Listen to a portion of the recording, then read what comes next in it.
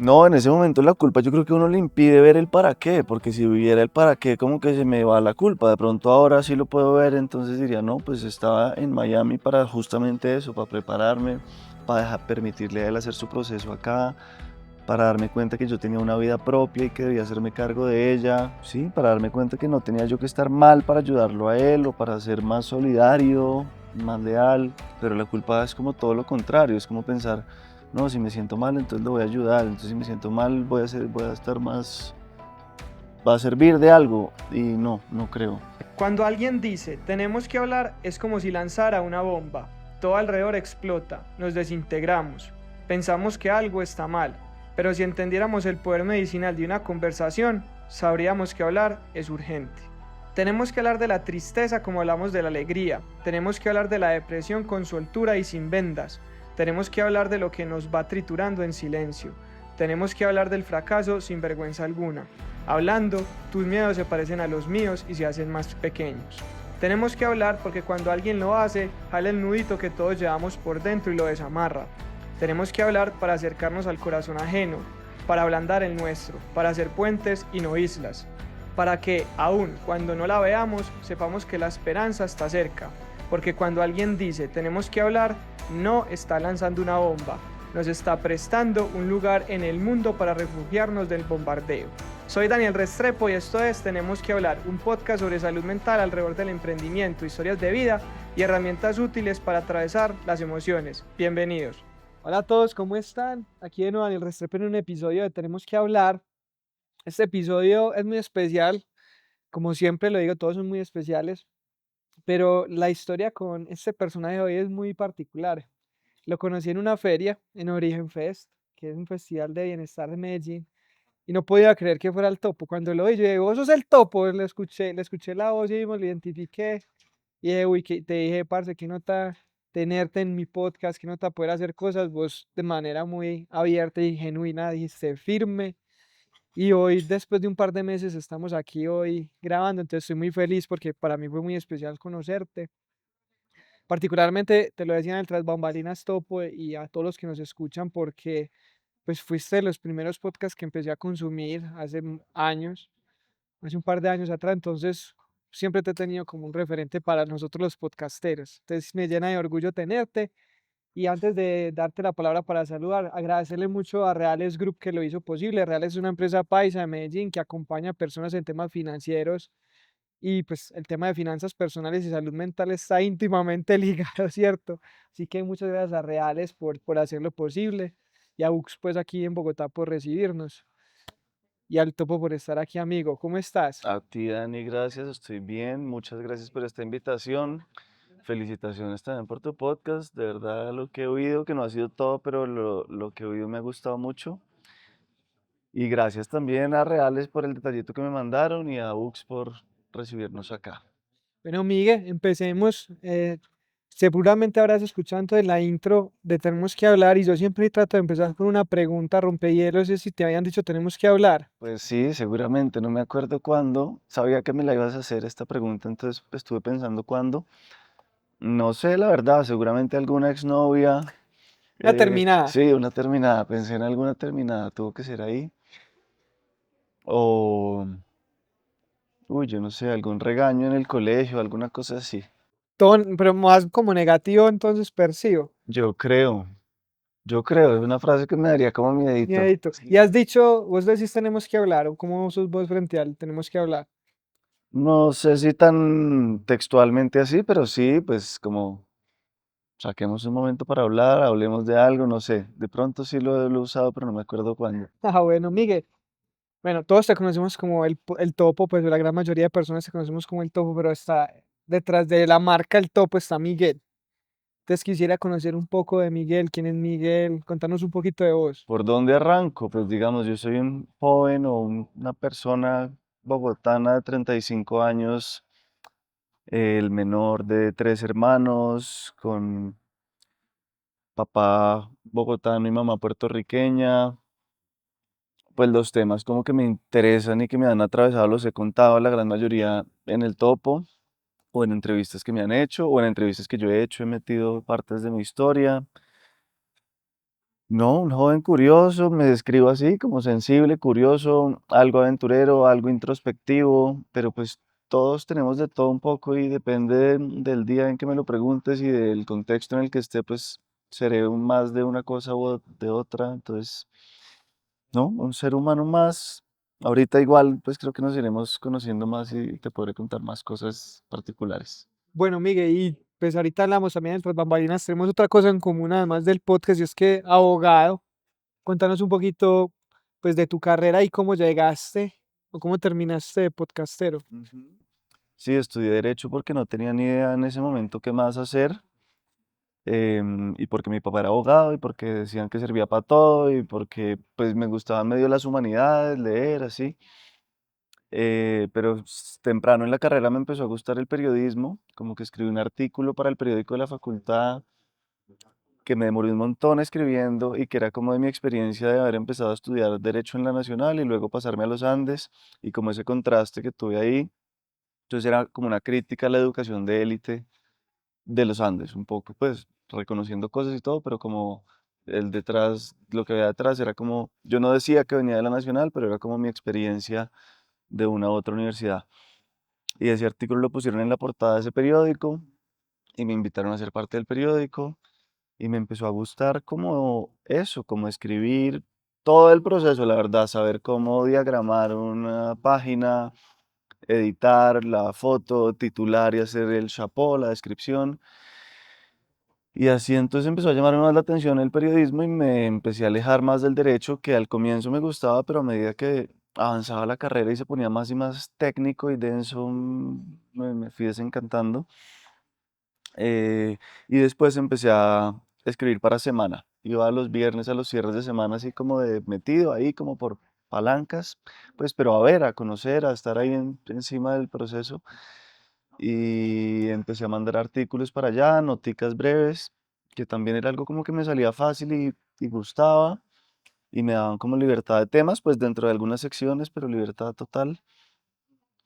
Entonces, no, ahí me empezó a encantar el periodismo, pero pues seguía estudiando derecho, me gradué de derecho, tenía entonces que probar cómo era estar en una firma, o no tenía, pero pues quise como chulear el tema de ser abogado y estuve 3 meses en una firma. Resta 3 meses. 3 meses y parecieron más. Y ya, y ahí como que solté eso y bueno, ahí tuve un momento como de esos de incertidumbre. Me fui a hacer ese retiro de silencio de 10 días que se llama Vipassana. Sí, como que ahí estuve medio perdido un ratico o como buscando y en un momento ya di el paso de dedicarme full time al periodismo. Pues me dieron un puesto en semana, eran unas buenas épocas de semana en el 2014 y ahí pues tuve como un trabajo mucho más amigable y relajado y como fácil, como fluido, como que con el derecho en una firma yo no cuajé tanto. No cogió.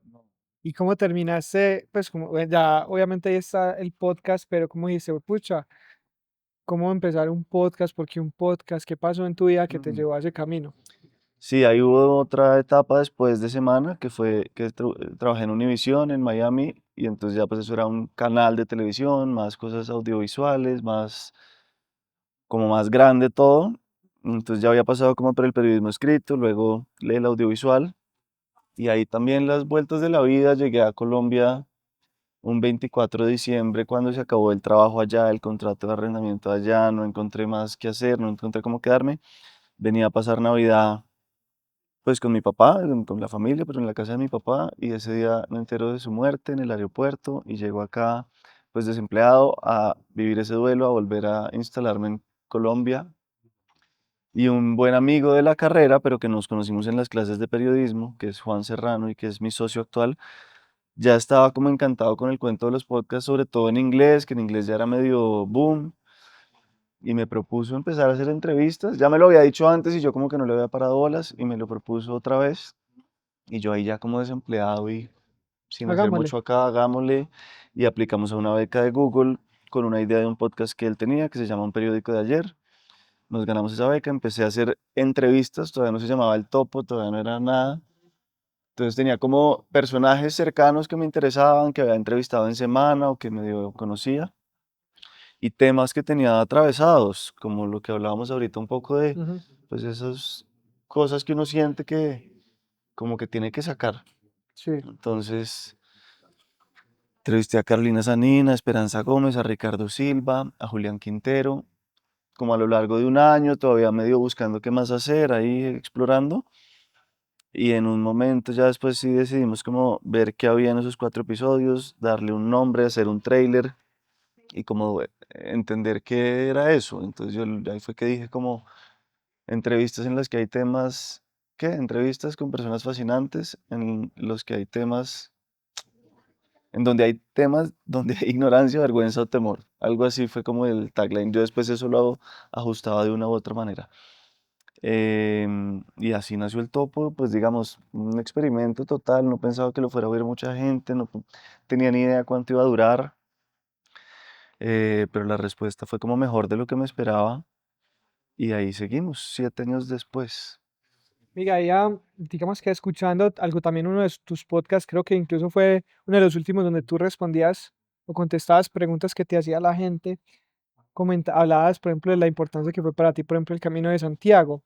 Ahorita también en tu primera respuesta nos hablabas del retiro del silencio. Eso me lleva a pensar que eres una persona inquieta por el como conocerte, escucharte, pero no sé si te pasó algo, pues, o tuviste alguna situación o algunas situaciones que te llevaron a eso, o por qué esa curiosidad de estar buscándote, bien sea en un retiro, en el Camino de Santiago o haciendo diferentes actividades. Sí, qué buena pregunta. No sé cuándo empezó esa curiosidad, pero sí la tengo. Yo creo que todos la tenemos en algún nivel, pero de pronto algunos como que tomamos más acción y buscamos por distintos lados, otros solo se quedan como en uno y creyendo en uno y ahí sienten que tienen su camino, sus respuestas. Yo como que he picado en muchos, entonces sí, el Vipassana fue uno de los primeros, ahí tenía 23 o 24 años, después de, y en semana también, entonces como que tenía oportunidad de conocer personas, pues, expertas en distintos temas o que hacían, sí, no sé, terapias. Me acuerdo que a papá Jaime lo conocí ahí también, a Jaime Jaramillo. Em, y yo no sé el origen de eso, pues yo creo que tiene que ver mucho con la familia y la infancia y como los dolores de la vida de chiquito. Como entender eso, entender mi lugar acá, entender de qué se trata todo esto. Y a veces me agoto de preguntármelo, pero a veces vuelve el hambre ahí de saber, todavía no tengo la Pero respuesta. no lo tenés tan claro. Miguel, y pucha, montar un podcast, mira que en el emprendimiento se habla mucho como de ese síndrome del impostor, ¿cierto? Seguramente en algunas charlas también lo has visto, en las que has moderado, como de, pucha, montar un podcast. ¿Quién me va a escuchar, por ejemplo, en tu caso? ¿En algún momento se te pasó eso por la cabeza? ¿Has pensado ahí, pucha, no, esto nadie me va a escuchar? ¿Cómo manejar esas conversaciones con uno mismo? Que yo a veces siento que es el tenemos que hablar más difícil, hablar con uno. Sí, claro, al comienzo sí no tenía ni idea quién me iba a escuchar ni por qué.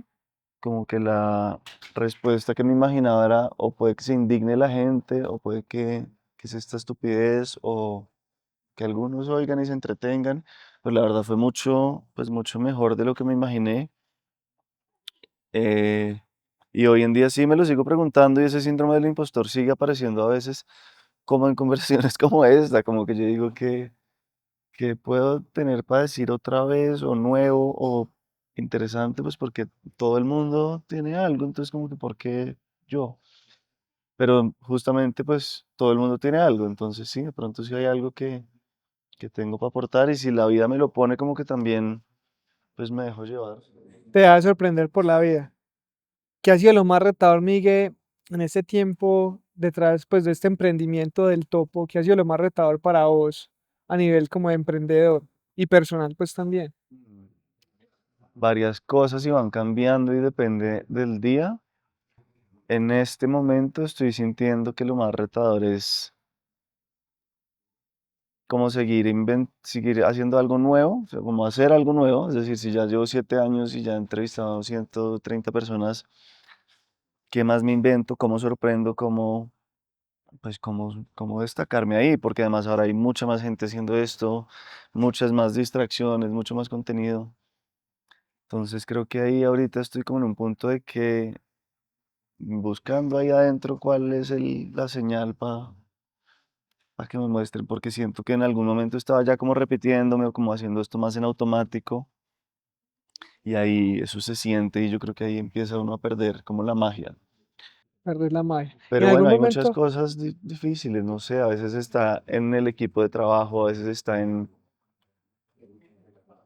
pues en que hay momentos en que uno no estaba en la hiperproductividad ni inspirado y como que, no sé, la vida le pide a uno guardarse un poquito más o quedarse quieto, pero entonces eso lo castiga después el algoritmo y la audiencia y no sé qué, entonces es como que difícil ser productivo todo el tiempo, pero no sé, dime, ¿qué me vas a preguntar? no, tal cual, ahorita que decía lo del algoritmo, tal cual, pues aquí también lo vimos a diario. En algún momento, Miguel, digamos que cuando llegan estas preguntas a tu vida, has pensado como, voy a parar, no voy a seguir más con eso. O siempre has estado muy enfocado en seguir. No, yo creo que he pensado en parar y he parado algunos meses, pero no definitivamente, sabiendo como que volveré. Em, sí, no, creo que no ha habido así como una crisis tan grave, ha habido crisis pequeñas, o como pausas o baches, pues, pero no, por el momento creo que queda gasolina y quiero seguir. Total, me alegra mucho que quieras seguir, pues, también como consumidor de tu podcast. Miguel, y, pues, pucha, ¿cuántas entrevistas dice que llevabas? Como 130 Como en el 100, topo, pero pues pues, son por otros pucha, lados. imagínate. Contame, por favor, Miguel, cómo esas historias, digamos que de pronto impactan tu vida de alguna manera. Hace un tiempo estuvimos entrevistando a Tatiana Franco, la de Voz Puedes, y ella nos decía que ella incluso al principio le tocó como que, obviamente ya tiene unos temas más densos porque hay un tema más de violencia, de género y demás, y que tomaba como propio en muchas veces esos temas que le impactaban algunas veces. En tu caso, estas historias tienen un impacto en vos, positivo o negativo, y cómo manejas esa relación con ese impacto. Sí, esa pregunta me la han hecho algunas veces y no sé muy bien cómo me ha impactado, pero obvio creo que todo me deja algo, cada entrevista, cada conversación, cada relación. Mm, pero es difícil de nombrarlo, la verdad no sé, como que sí, ¿no? Con cada entrevista algo me queda, pero no ha habido ninguna que me cambie la vida de un día para otro, ni Como que como dices, que güey, pucha. encontré aquí al gurú, no, no tanto. O alguna, por ejemplo, que te haya llegado justo en un momento que vos necesitabas como escucharlo. Es decir, estás atravesando, por ejemplo, una ganas de parar, por ejemplo, el podcast y entrevistaste a alguien, lo escuchas y dices, pucha, no, vamos para adelante. O todo lo contrario, algo así que te haya como motivado a una acción particular. Yo creo que varias, pero ahorita no sé identificar solo una. Pero sí, si uno pone atención todo el tiempo hay señales y hay mensajes que es lo que uno necesita, pero no sé cuál ha sido como una cosa así determinante de un momento a otro. Pero sí, no, perfecto, pero de todas maneras yo creo que hay el punto, lo que tú dices, como que aprovechar mucho ese valor de la conversación para mirar de qué manera te toca la vida, te toca las fibras.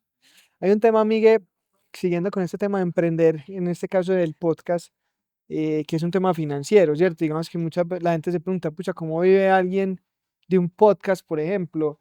Yo te decía también tras bambalinas y son quienes nos hacen posible este episodio.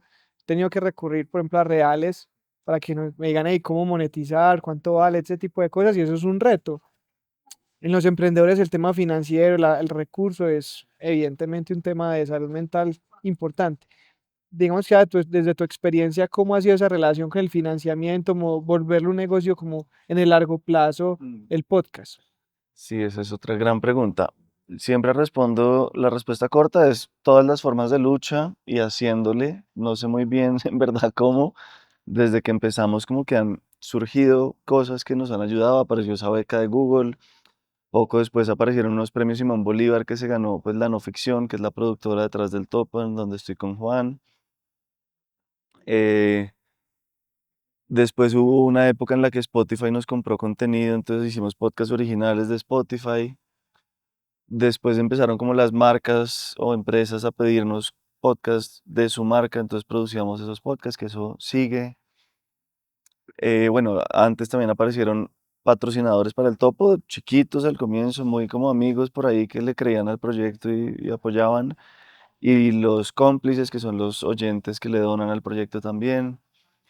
em, Merchandising, entonces vendimos camisetas y tazas y un libro. Bueno, ese libro fue otro camello largo, pero sí finalmente salió y se vendió y alguito dejó. Eh, entonces ha habido de todo muy empíricamente porque yo no era empresario ni emprendedor, ahorita hablábamos que todos somos emprendedores porque pues todos como que nos la guerreamos y algo nos inventamos y algo hacemos, no sé, como que todo en el fondo es emprender. Pero no sé si la estrategia del topo y de la no ficción ha sido, yo creo que hacer buen contenido y ser como fieles a lo que nos mueve. Y creo que entre Juan y yo hay una buena combinación de como periodismo investigativo y cosas históricas y más duras del lado de él y del lado mío como temas más historias de vida, más emocionales, espirituales, místicos.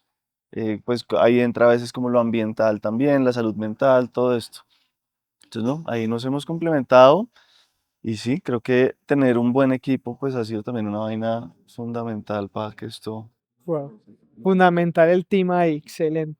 Miguel, hablaste de salud mental. ¿Cómo está la salud mental de Miguel? ¿Cómo ha sido ese camino de Miguel y esa relación con la salud mental? Interesante y cambiante y es un gran tema, sí. Creo que estoy bien ahora, estoy como en un buen momento, hay días de días, pero pues creo que le he trabajado a eso y ahí se ven los frutos, a veces más, a veces vuelven y aparecen retos que no me esperaba. Em, pero sí, es un tema que intento pues cuidar en todo sentido, sin, como que en mi caso yo creo que cuidarme de los excesos y los excesos para mí pueden ser más de 5 tragos o 3 tragos. Me he dado cuenta que soy especialmente sensible a los estímulos, a las cosas. Entonces, eso, ¿no? Y hábitos buenos que también me doy cuenta que sirven, no sé, dormir bien, hacer ejercicio, comer bien, relacionarme bien, eh, mm, muchas cositas. Y en los momentos de quiebre, los que nos planteabas ahora, que altos y bajos, ¿qué haces? O ya tenés como claro, los detectas a tiempo o te cogen ventaja. ¿Cómo ha sido esa relación tuya con la salud mental? De pronto ya me cogen menos ventaja en general. ¿Y qué hago? Yo creo que la terapia me sirve mucho. Ahorita estoy yendo donde una buena terapeuta y eso ayuda mucho. Sí, yo creo que el ejercicio y la dormida para mí son como pues lo primero de lo primero. Em, Siento que mucho tiene que ver con cómo me relaciono con las personas. Creo que entre más armónico y como que más, sí, tranquilas en las relaciones con el que sea a mi alrededor, las cosas fluyen mejor. Pero sí, ¿no? Un trabajo a usted, no soy especialista en eso y ni idea, lo sigo descubriendo. Y tu relación, por ejemplo, con el miedo. Contame cómo ha sido ese vínculo y esa relación. Muchos miedos, ¿no? No sé.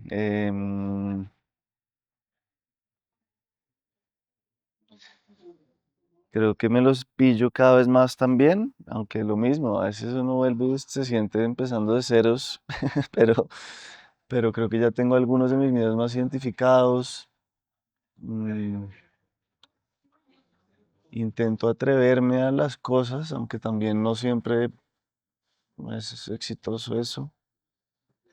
Atreverme a enfrentar esos miedos, hacer cosas que me incomoden, así sea un poquito, saber que la incomodidad está ahí, no tenerle miedo, ojalá no tenerle miedo al cambio, porque es como que lo que siempre va a pasar, es la única constante. Mm, no sé, es Eso está muy bien, Miguel. Miguel, hablando de miedos, pues yo creo que, y no sé tú qué has evidenciado en las conversaciones que has tenido, hemos ido como desmitificando un poquito este tema de salud mental, cada vez tenemos miedo a exponernos. Con base en las conversaciones que has tenido en el topo, ¿sientes que eso realmente está pasando? Es decir, las personas estamos más abiertas a conversar, a exponernos, o tu sensación con las conversaciones que aún todavía hay temor a mostrarnos vulnerables, a contar lo que estamos sintiendo, lo que estamos viviendo? ¿Cómo lo has visto con tu experiencia? Sí, yo creo que cada vez hay más apertura a hablar y a ser vulnerables y cada vez es más aceptable decir las cosas que nos duelen y que los hombres las digamos y que los hombres mayores también, porque pues esa generación como que la tuvo más difícil en ese sentido. No, yo creo que hacer esto y sí, como comunicar y abrir espacios para conversar ayuda. Mm, sí, yo creo que es algo que está avanzando, pero pues como que el ser humano es una espiral y uno a veces cree que avanza y está en el mismo punto, pero desde otro lugar. Mm, ¿Te ha pasado tal vez que alguna de las personas con las que has conversado, no sé, pues digamos que la evidencia es con ese miedo que planteas ahorita, como miedo a contar su historia, entonces prefiere como u ocultarlo, o camuflarlo? ¿Y qué haces, digamos, que de pronto en una conversación para que la fluya? sí, yo creo que muchas en los entrevistados ha habido desde el que llega a tirarla toda desde el minuto uno hasta el que hay que ir ahí exprimiéndole cada cosita para que se exprese. ¿Pero es por ese miedo a la vulnerabilidad o qué sientes que... Yo creo, yo creo que algunos pues como que hemos o han recibido una educación más, pues como en la que es más, menos bien visto comunicarse y expresarse y manifestar las emociones. Y yo ahí no, pues ahí no tengo mucha estrategia, escuchar y ofrecer un espacio seguro y como energéticamente abrir ahí la confianza, exponerme yo un poco también para que el otro se sienta más en confianza. Eso te iba a decir, vos cómo te va con la manifestación de tus emociones. ¿Cómo es Miguel en su vida personal? Sí, yo creo que las, ¿Lo haces las bien? expreso, no sé si bien, pero las expreso en lo que pueda. Sí, yo creo que sí, como que me dejo, a veces mucho, a veces me dejo ganar mucho de las emociones y tampoco se trata de eso. Pero sí, yo creo que expreso lo que siento más o menos, como todos. A veces no puedo, a veces me enredo, a veces me bloqueo. ¿Tú? No, a mí me cuesta mucho, la verdad, a mí me cuesta mucho el tema de las emociones y parte de haber hecho este podcast fue buscar un espacio para empezar a soltar y creo que cada vez lo hago, pues cada vez me suelto más para expresar mis emociones, pero no es fácil, inclusive al principio, paquidérmico, no era Ujú. capaz como de expresarlo mucho y trataba de mantenerlas como ocultaditas. Sí, no Entonces, es no es fácil. fácil. Mm, Digue, hablemos del duelo. Escuchándote qué día en varios de tus episodios, pero particularmente en el que respondías preguntas, hablabas de duelos que habías enfrentado. Me gusta, digamos que duelos puede ser de todas las cosas, pero me gustaría saber el Miguel que se enfrenta al duelo, ¿cómo es? ujú. Pues los duelos son unos momentos de ruptura, de romperse, dejarse morir por dentro, de cambiar de piel, de dejar de ser algo, alguien, de morir de alguna manera. Entonces sí, pienso en varios duelos relacionados con terminadas de relaciones amorosas, en el duelo de mi papá, que lo hice más en vida, durante un buen tiempo en el que él estuvo enfermo, duelos de cambios de, no sé, de ciudad o de país, o de cambios de trabajo. Muchos, no sé si recientemente ha habido algún duelo grande que recuerde. Pues eso, como cambios de pareja, ya han sido los más Y ese, por ejemplo, notorios. del padre que decías que lo hayas acompañado en vida, ¿crees que haberlo podido hacer de esa manera fue más positivo dentro de lo negativo que es obviamente perder a un ser querido? Cómo lo viviste tú? Sí, yo creo que es pues, relativo eso de positivo o negativo, pero por lo menos a la hora de que murió físicamente ya, desde ese 24 de diciembre cuando llegué acá, sí, siento que ya ahí en ese momento fue más un descanso que un dolor de repente, como cuando es una muerte inesperada. Pues siempre son inesperadas, pero tan sorpresiva en la que no había pensado, en la que no había sentido, como eso. Entonces, en este caso sí, siento que ya había como experimentado esa emoción o esa sensación de que se puede ir, se puede ir, se puede ir, ¿cuándo se va a ir? Qué miedo, qué miedo, qué miedo. Y todo eso yo creo que fue como pues abonando el terreno para cuando realmente ya pasó y ya estaba un poquito más preparado, creo. Lo digo porque cuando me enteré de esa noticia sí sentí cierto alivio, porque me sentía fuerte en esos días siguientes acá. em, pues no sé, sí, como que en este momento puedo hablar de eso sin mayor como dolor, como que creo que fue una partida limpia. Y a las personas que atraviesan duelos, digamos que en tu caso particular, ¿qué te servía a ti para transitarlo? Como que, ¿qué hacías mientras En pasabas? esos días previos, como Sí, en ese duelo en vida, sí. yo me acuerdo que vivía en Miami en esa época, entonces no, había muchas emociones también y muchos momentos desesperantes y culpa por no estar acá y no estarlo acompañando y sí, como impotencia, dolor, uf, muchas emociones, pero a la vez yo creo que estaba como eso, como fortaleciéndome espiritualmente, leyendo un libro que me marcó mucho que es Conversaciones con Dios, que he hablado de él y teniendo como buenos hábitos y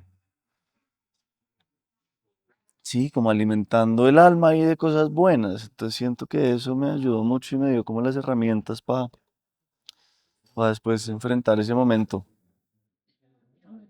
Miguel, utilizaste una palabra que siempre nos deja aquí el eco sonando, es la culpa. Contanos un poquito, según tu experiencia y tus vivencias y experiencias, ¿cuál es esa relación con la culpa? ¿Por qué sentimos culpa en tu caso? ¿Por qué, qué culpa sentías de no estar y cómo también la dejaste ir? Y la culpa es horrible, ¿no? No sé, es horrible, es inútil, es una vaina que aparece y aparece y no sé para qué sirve muy bien porque no es que lo ayude a uno a actuar, es un peso ahí que no, no sé, es una mierda. No sé de dónde viene, no sé cómo lidiar con eso, pero em, ¿para qué estará? Pero Sí. en tu caso, cuando sentías culpa, donde te hacías preguntas como, dice yo, ¿por qué me fui? ¿Por qué no estaba aquí? ¿Qué respondías a eso? ¿O cómo respondías a eso? No, en ese momento la culpa yo creo que uno le impide ver el para qué, porque si viviera el para qué, como que se me va la culpa. De pronto ahora sí lo puedo ver, entonces diría, no, pues estaba en Miami para justamente eso, para prepararme, para permitirle a él hacer su proceso acá, para darme cuenta que yo tenía una vida propia y que debía hacerme cargo de ella. eh, sí, para darme cuenta que no tenía yo que estar mal para ayudarlo a él o para ser más solidario, más leal. Pero la culpa es como todo lo contrario, es como pensar, no, si me siento mal, entonces lo voy a ayudar, entonces si me siento mal, voy a estar más, va a servir de algo, y no, no creo. Em, entonces como que tuvo que pasar un tiempo para darme cuenta de que no era necesaria esa culpa, pero sí es algo que sigue apareciendo a menudo. Digamos que con eso que dices lo resignificaste con preguntarte para qué. Sí, yo creo. Entonces yo creo que puede ser como un buen mensaje como para las personas tal vez que en algún momento podemos experimentar culpa por algo, es como entenderlo, ¿qué? Ujú. Sí, ese para qué, yo creo que es una buena pregunta. ¿Para qué? Porque pues casi siempre hay un para qué que no es ahí inmediato, pero que aparece después. eh, y si no es tanto como por qué, porque esa es una explicación aquí del ego muy intelectual y que muchas veces no tiene respuesta. En cambio, el para qué sí es un poquito más práctico, no sé, algo como que puede que tenga más eh, utilidad, así como que se pueda ver un para qué. En cambio, el por qué no se ve mucho, se explica, pero no se ve. No sé, me encanta esa diferenciación. Miguel, ya vamos cerrando, pero me gustaría preguntarte, eh, tú has conversado con muchas personas, pero ¿tú qué crees que tenemos que hablar más? ¿Que tiene que hablar más de qué? ¿Qué temas crees que hacen falta poner sobre la mesa o que aún realmente como sociedad, como cultura nos hace falta hablar más? ¿De qué tenemos que hablar más?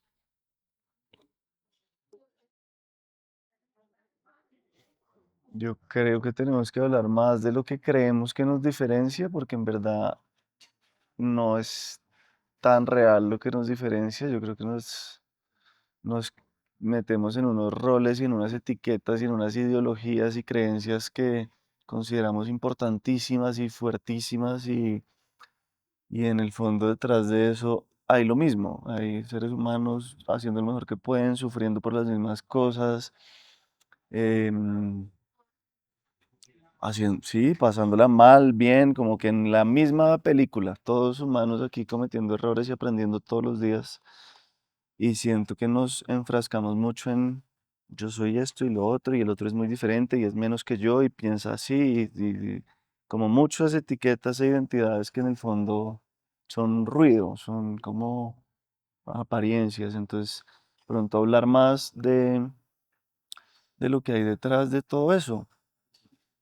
No sé cómo plantear esa conversación, pero sí siento que hay mucho ruido sobre creencias y es como seguir en un juego ahí de separación y de identidades y de quién está bien y quién está mal y qué nos diferencia y no qué nos une. Puede sonar un poco cliché eso último, pero sí. Pero wow. Miguel, y ya para cerrarte, ahora sí la última y agradecerte a vos de verdad por aceptar esta invitación. Como te dije, te reconozco y te admiro mucho por lo que haces, a Reales también por hacer lo posible, pero me gustaría cerrar este mundo del emprender en podcast es complejo, es arduo, es duro.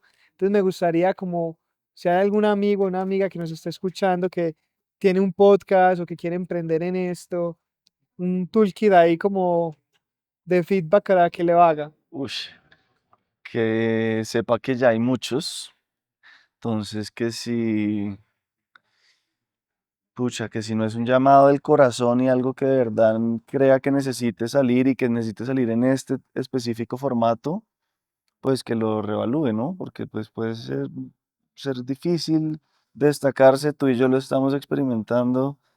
em, entonces pensar muy bien el por qué y el para qué otra vez, por qué hago esto y si es el formato más adecuado. Yo me estoy cuestionando el formato cada vez más también porque, no sé, cambia mucho, porque la atención de las personas cada vez es más corta, porque las redes sociales son un universo cambiante y súper incierto. Entonces, sí, como que pensar el por qué y si necesariamente tiene que ser este formato. Puede que sí, pero pues creo que no O pensar necesariamente. bien otra vez el para qué, Ujú, muy importante, exacto. fundamental. Sí, y como que eso, conectarlo con el ser, como que no sea una cosa de ego y de vanidad y de.